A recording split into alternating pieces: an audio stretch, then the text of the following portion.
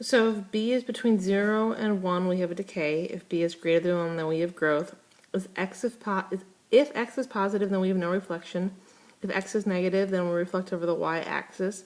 If a is positive, it's like making the y stuff positive, so no reflection. If a is negative, we reflect over the x-axis. If my exponent says x plus h, then I go to the left h units. If my exponent says x minus h, then I'm going to go to the right h units. If I have a plus k at the end, then I'm going to shift up k units. And if I have a minus k at the end, then I'm going to shift down k units.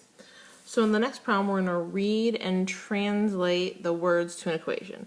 So I have an exponential decay with a base of 0.8. So I'm going to put my base of 0.8 with a reflection over the y-axis, which means my x stuff is going to have to be negative. I'm going to go back to that though. And a vertical shift of 3 units down, so I have a minus 3 at the end. They don't tell us what our a value is, so we're left to assume that it's just 1. And then it says a horizontal shift of left 2 units. So that means up in my exponent, I have to have x plus 2 to go to the left. But to take care of this reflection of the y-axis, then you have to put a negative out front of that. So you could write that as your equation, or you could rewrite this as negative x minus 2. And then minus 3. And this looks like that it reflected, or that it shifted to the right, but really because you had to distribute or pull out the negative, you really went to the left. And then it says, what would the domain and range of this graph be?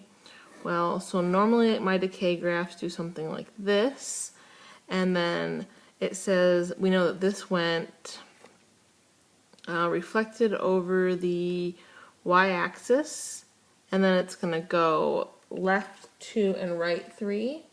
So my graph's going to look something like that. In general, the domain of exponential graphs is always negative infinity to infinity because we can plug anything in. And then my range, I have to take in this negative 3 into account. So if this graph, this value down here is going to be my negative 3, and I'm going to get bigger than it. So I'm going to get really close to negative 3 but never touch it and get bigger than it. So now what you need to do is pause the video and then come back and check after you and your neighbor try the bottom 2 problems.